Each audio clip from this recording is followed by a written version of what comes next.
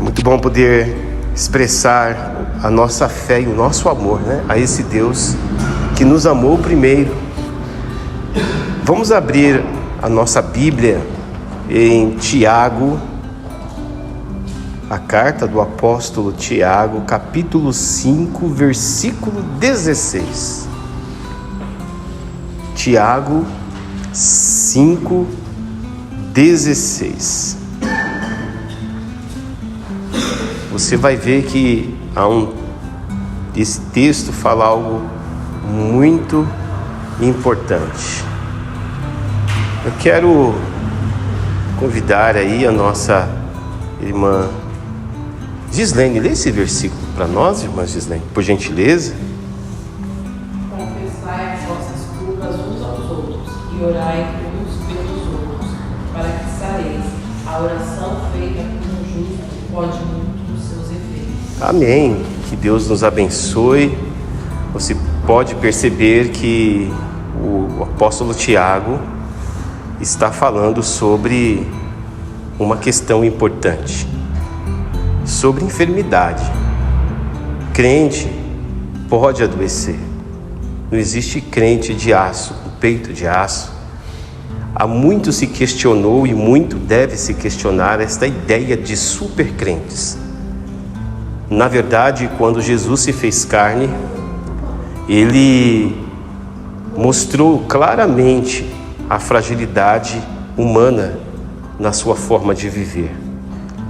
E isso mostrando para nós que nós não podemos jamais abraçar uma pretensão de que somos melhor do que o outro. Acredito que a única coisa que nos faz diferença entre nós e aquela pessoa caída, aquela pessoa com um comportamento imoral, aquela pessoa que todo mundo talvez rejeita, é a graça de Deus. Se não fosse a graça de nosso Senhor e Salvador Jesus Cristo, não havia nenhuma diferença entre nós ou qualquer outra criatura, qualquer ser humano. E se nós olharmos com toda clareza, nós somos um povo que foi convencido pelo Espírito Santo de que somos pecadores. Uma oração que não confessa os seus pecados não é uma oração, porque o próprio Senhor Jesus Cristo nos orientou na oração do Pai Nosso, que devemos chegar na presença de Deus e tratar o problema do coração decaído da graça. Por isso, o apóstolo Tiago, ele está tratando de um assunto. Olha, vocês precisam orar uns pelos outros. E eu quero dizer para você, meus queridos, que o ministério da oração é um dos ministérios mais eficazes que a igreja pode e deve usufruir constantemente. Ai do crente que não sabe se beneficiar da oração. Ai do jovem que não sabe colocar em oração seu futuro nas mãos de Deus. Ai daquele que talvez esteja desesperado e não coloque o seu desespero nas mãos de Deus. Ai daquele que não busca. Ai daquele que não sabe o ministério tão maravilhoso da oração. O apóstolo Tiago diz que a oração de um justo pode muito em seus efeitos. Já ouvi vários sentidos sobre a oração do justo. Uns dizem que a oração do justo é orar em nome de Jesus, porque Jesus é o justo e nele não há pecado algum. Outros dizem que a oração do justo é a oração daquele que foi perdoado, que foi santificado, que confessa em oração os seus pecados, por isso ele tem Jesus como seu advogado, e por ter Jesus como seu advogado, é perdoado todos os seus pecados, e por isso as suas orações sobem aos céus. Mas uma coisa é certa: um dos princípios pelo qual a oração é aceita por Deus é quando nós somos justificados. E ser justificado significa acreditar completamente na obra de Cristo para o perdão dos nossos pecados e para a nossa afiliação de filhos de Deus. Quando nós sabemos que o sangue de Jesus Cristo, Ele está operando sobre nossas vidas. Quando confiamos no poder da sua obra, da sua graça que é eficaz. Porque Jesus, eu posso dizer assim, que Ele é a locomotiva da oração. Tudo é por Ele. O apóstolo Paulo diz que é porque dele, por Ele e para Ele são todas as coisas. Então as nossas orações, ela não pode ser cheias de orgulho.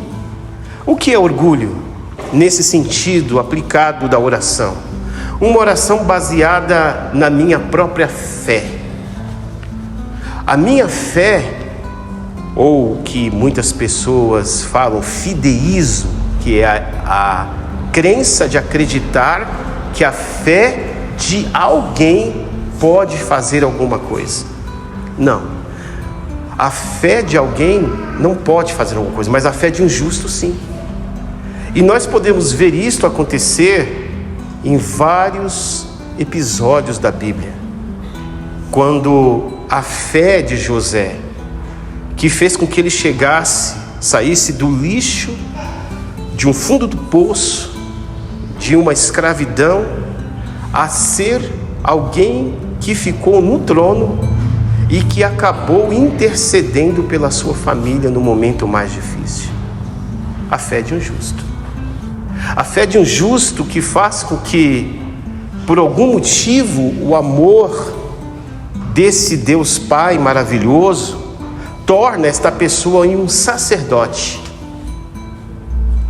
E esse justo não é somente uma única pessoa da congregação, ou o pastor, ou o diácono. Esse justo não é uma pessoa que tem oração forte, que não existe isto. A oração forte de alguém que ora é estar justificado. E mesmo que esse justificado não grite e ore somente em pensamento, esta oração torna-se tão poderosa quanto um trovão. Então nós precisamos buscar essa justificação que vem através do sangue de Jesus, para que as nossas orações sejam aceitas. Então engana-se que se nós chegarmos e falarmos em nome de Jesus nos abençoe, mas a nossa vida não está tratada pelo perdão do nosso Pai Celestial, se a nossa vida não está separada, se a nossa vida existe um monte de coisa errada, mesmo que esta oração seja feita em nome de Jesus, essa oração não é aceita pelo nosso Deus Pai Celestial. É necessário que quem fala desse Jesus na oração e que apresente seus pedidos ao Pai Celestial, precisa estar em profundo estado de reconhecimento que não é por ela que as orações são aceitas, mas é pela obra de Cristo nela que torna esta oração eficaz. Por isso, meus queridos, precisamos observar que, se houver uma total rendição das nossas vidas, numa dependência ao nosso Deus Pai que está nos céus, com toda certeza, Ele agirá em favor de todos nós. Irmãos, o que tem acontecido nos dias de hoje é que cada um tem seguido a Deus do seu próprio jeito, como se Deus não se importasse. É como se Deus falasse: faz aí, meu filho, faz aí, do jeito que você puder fazer, está feito. De uma certa forma, está tornando inoperante a obra de Cristo. Cristo nos torna poderosos, irmãos. Quando Jesus Cristo olhou para os seus discípulos e os preparou para que eles pudessem dar sequência à igreja, Ele disse que sinais seguiriam os seus caminhos. Através das orações, eles poderiam expulsar demônios.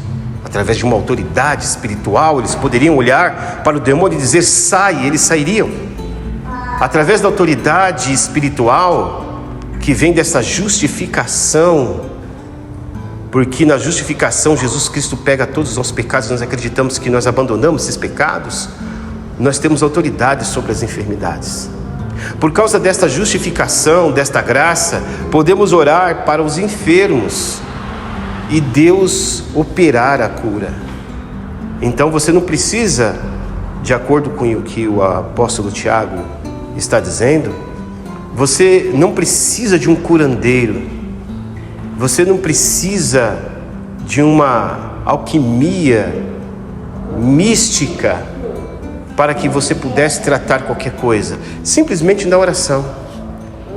Chamar as autoridades da igreja para que orem sobre os enfermos.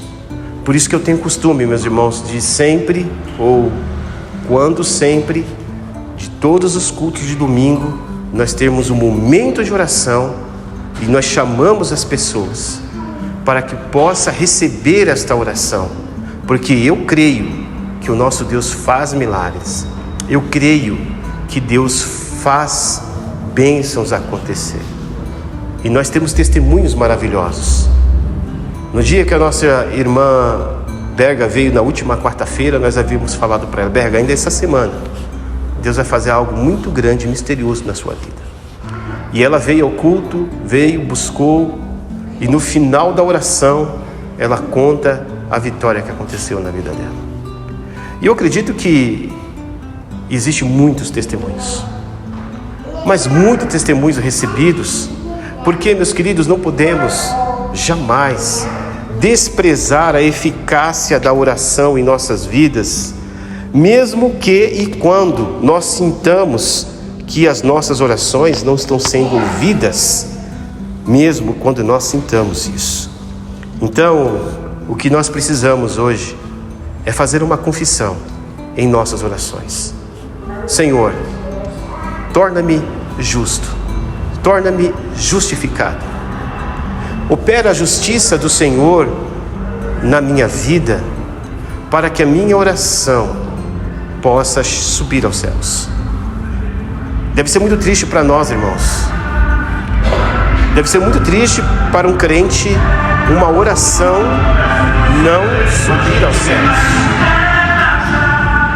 Deve ser muito triste uma oração não subir aos céus. Deve ser triste ter uma experiência com um Deus surdo, que Deus não é. Deve ser muito triste nós não confiarmos que a experiência da oração nos colocará em patamares espirituais do extraordinário. Porque quem ora está pedindo o extraordinário. Quem busca não acredita mais nos poderes humanos e terrestres, a não ser nos poderes sobrenaturais. Porque quem invoca o nome do nosso Deus Pai, ele pede o reino e as prosperidades e as abundâncias que esse reino possui. Por isso, quando nós oramos, é uma oração que é para valer, é uma oração que faz a mudança. Como nós vimos, em primeiro lugar, nesse texto, que um dos critérios para que as nossas orações sejam ouvidas pelo nosso Deus, precisamos estar justificados. Não é o cargo da igreja, não é a sua posição, não é aquela historinha folclórica, mística de quem faz ou não faz oração forte, porque não é quem grita mais ou quem determina mais. Porque vimos que quando Pedro determinou para Jesus, que se fosse Jesus que fizesse ele andar sobre o mar, a determinação dele não durou 2 passos.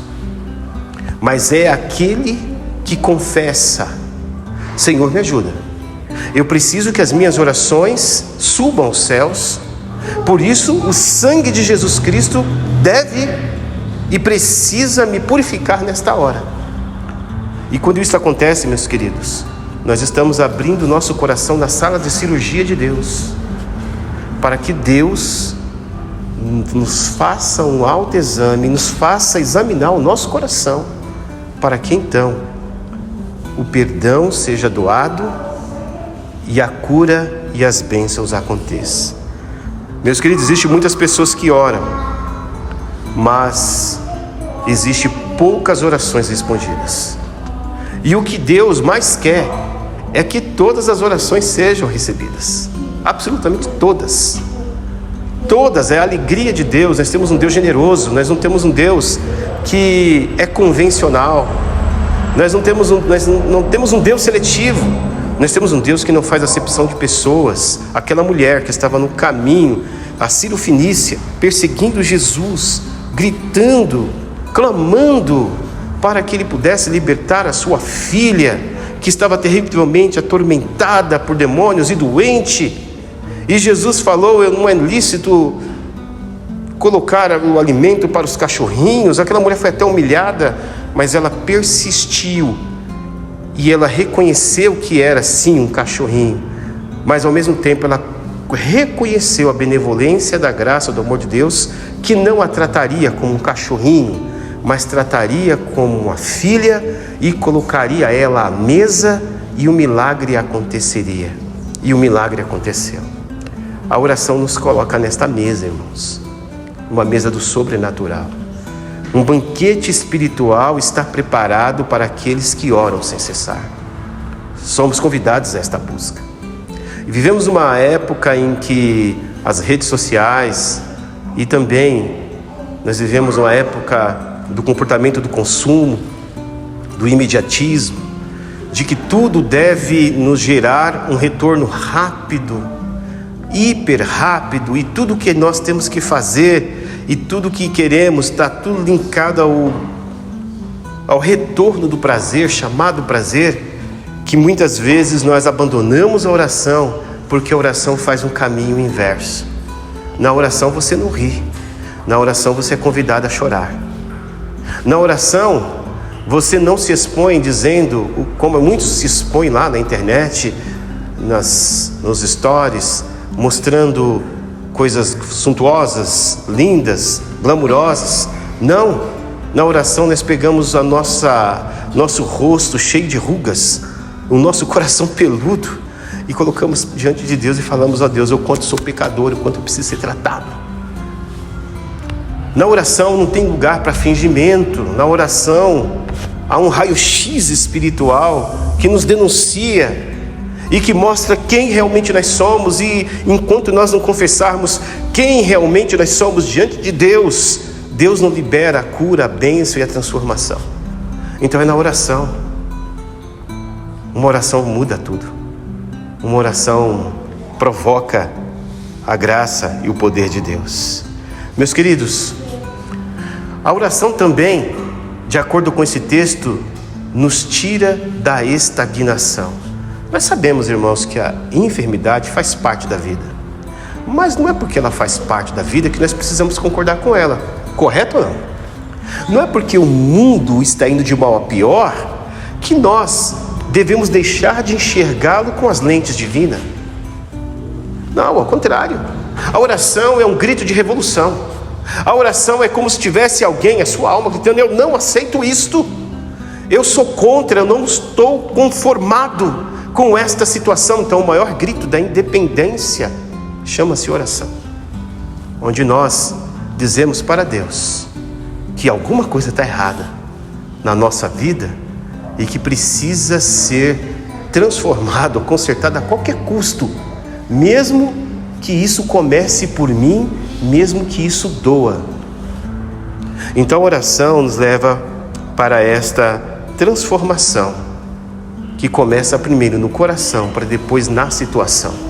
Há muitas pessoas que lutam para que mude a situação, mas não oram para que mude o coração. Enquanto o coração não for mudado, mesmo que Deus transformasse o seu mundo, você não iria sentir as bênçãos acontecer, porque a bênção deve acontecer no coração, na alma, deve acontecer no interior, no espírito do ser humano. Então nós aprendemos esse texto, essa verdade, e a terceira verdade que esse texto nos fala não é mais a estagnação, mas é o alvo da oração. Você tem um alvo? Você consagra ao Senhor esse alvo todos os dias? Meus queridos, consagre ao Senhor tudo que você tem, tudo que você faz, e Deus fará o resto. É o salmista, não, foi em Provérbios que diz, né? Consagre tudo ao Senhor e Ele abençoará os teus caminhos. Consagre. Qual é o seu alvo? Se você consagrar o seu alvo, seus planos ao Senhor, você vai descobrir se esses planos estão na vontade de Deus ou não. Sabe qual é a boa notícia? A boa notícia é que se os seus planos não estiverem no centro da vontade de Deus, a boa notícia é que você não vai receber isto. Mas como isso pode ser uma boa notícia? É sim uma boa notícia, porque só o fato de você colocar nas mãos do Senhor, você está dando a Deus autoridade para escolher algo melhor na tua vida, muito melhor do que aquilo que você espera. Então Deus vai falar assim: isso aqui não, isso vai te estragar, isso vai estragar alguém, isso vai afastar o seu coração de mim. Mas tem uma coisa, eu tenho algo muito melhor para você. E eu tenho certeza, irmãos, não existe nada que possa comparar aquilo que Deus tem preparado para nós. O que Deus tem preparado para nós é algo muito maior e muito melhor. Por isso, em vez de nós ficarmos muitas vezes preocupados fazendo seleções de pedidos, colocando-os diante da presença de Deus, por que simplesmente não fazemos como Jesus Cristo falou e nos ensinou? Pai, venha o teu reino, seja feita a tua vontade. Governa aqui. Do jeito que o Senhor faz aí no céu, faz aqui na minha vida. E deixa Ele fazer.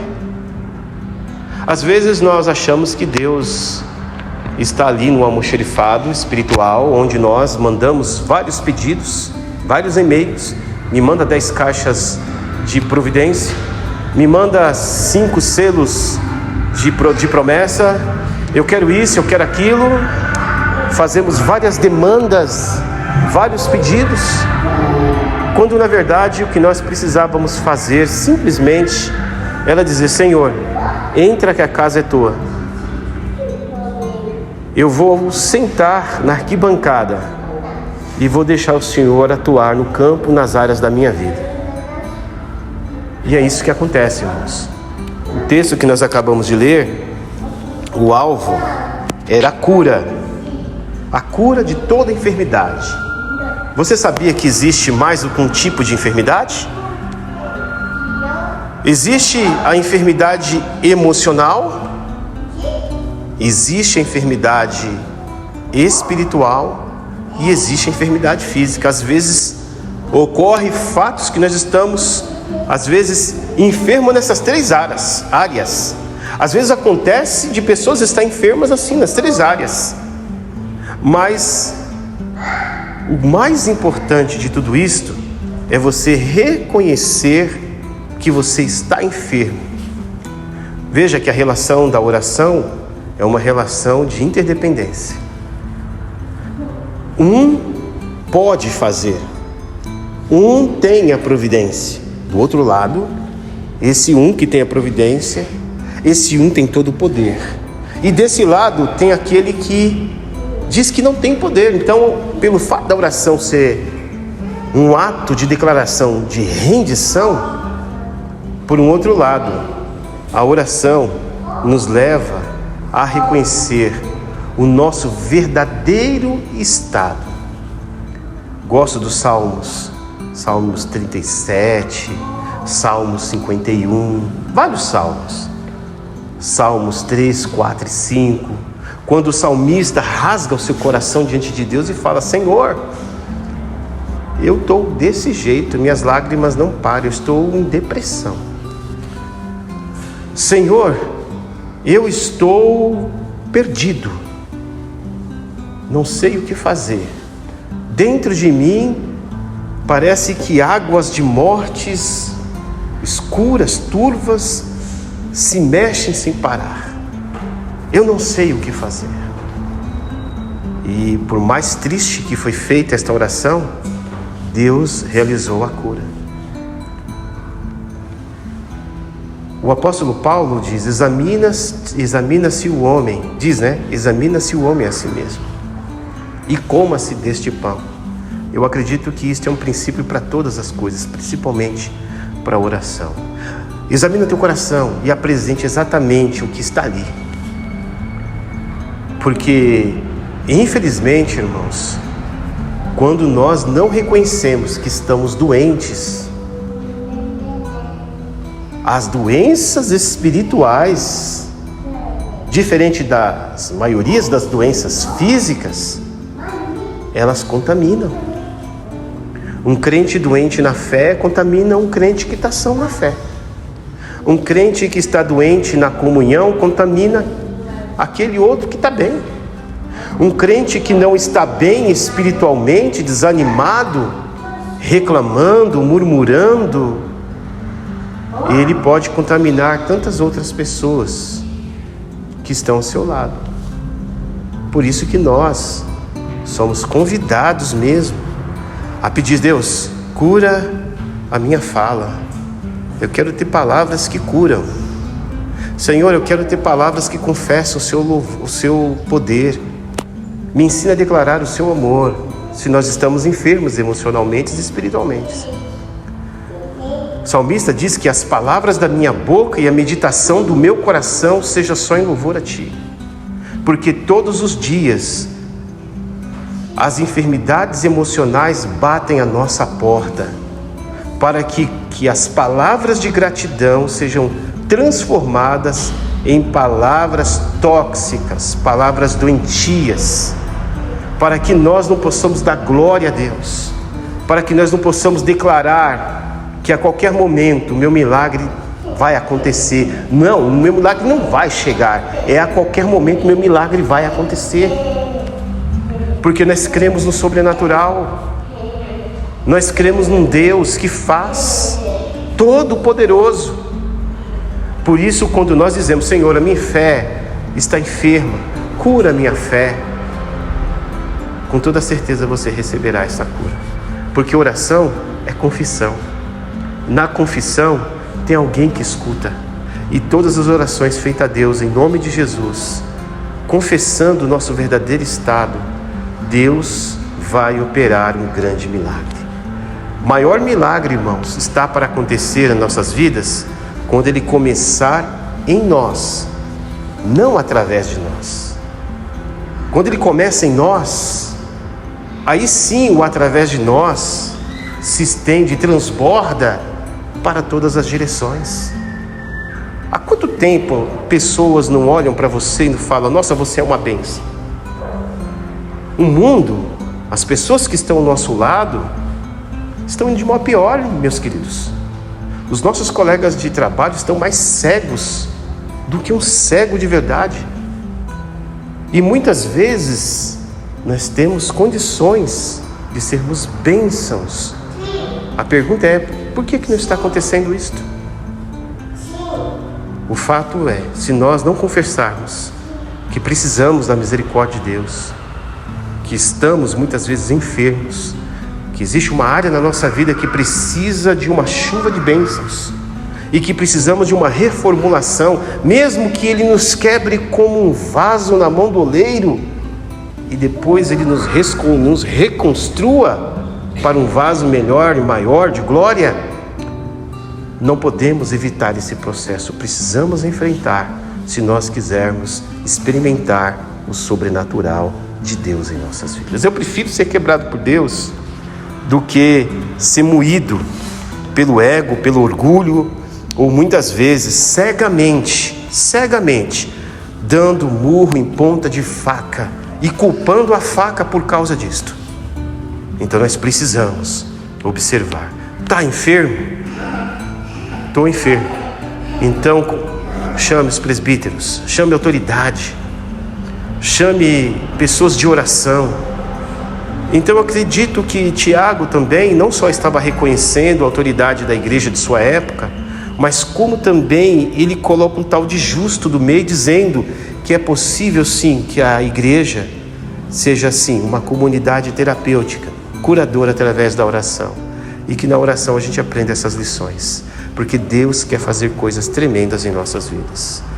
E nós podemos interferir, infelizmente, por causa da nossa não percepção dessas realidades.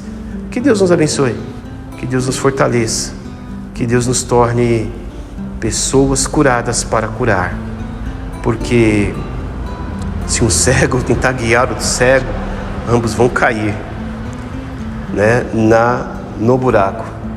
Uma bandagem, um curativo já sujo não vai ser usado para outra pessoa, não vai curar ninguém, só vai transmitir mais enfermidade. Que Deus nos ajude para que a gente possa ser curados. Há alguma coisa na sua vida hoje, seja na área emocional, espiritual, física, que precisa ser curada? Existe alguma coisa que você anda lutando dia e noite? Ou quando te visita esta coisa, este sentimento, esse pensamento, isso te coloca num checkmate da vida? Te coloca num beco sem saída? Então eu convido você a fechar seus olhos. Eu não sei qual é a tua luta, mas se Deus falou hoje que alguém precisa de cura, é a hora que você precisa agora. Eu e você fechar os nossos olhos. Às vezes a gente nem sabe aonde é da nossa área da vida que estamos precisando ser curado, porque a gente pensa que sabe sobre nós, mas só Deus vê, examina os corações e prova os rins. Se há nessa noite algo que precisa ser liberto na sua vida, uma corrente que precisa ser quebrada, um laço que precisa ser desatado, um passado que precisa realmente ser apagado, um comportamento que precisa ser mudado, uma fé que precisa ser transformada, um sonho que precisa ser consagrado, um medo que precisa ser vencido, uma depressão que precisa acabar, uma ansiedade que precisa se desaparecer. Saiba de uma coisa: Deus tem poder de fazer isto agora, nesse exato momento, em oração. Porque se você falar: Jesus, me purifica com teu sangue, para que Deus ouça as minhas orações, Jesus não só purificará, mas como Ele será o mediador entre você e Deus. Ele vai olhar e vai falar: este aqui está purificado, Pai, este confessou, este está perdoado. Libera o perdão a ele, doa o perdão e agora abençoa, porque eu tenho certeza, irmãos, portas que estão fechadas vão se abrir, bênçãos vão acontecer, milagres não estão chegando, eles acontecerão, porque o nosso Deus pode todas as coisas. Confesse agora, é você e Deus, confessando a Ele, pedindo para que Deus me torne justo, para que a minha oração tenha poder sobre a vida dos outros também. Temos muitas pessoas para estar orando nesta igreja, muita gente enferma, muita gente com dificuldades em diversas áreas, que só pode ser resolvido com oração. Não é palavra, não é remédio, não é só oração, só com milagre. Então eu quero que as minhas orações possam transbordar para a vida dos meus irmãos, para a vida dos meus parentes, para a vida daqueles que moram comigo, para a minha parentela, para a minha vida espiritual, emocional e física. Você pode fazer isso neste momento.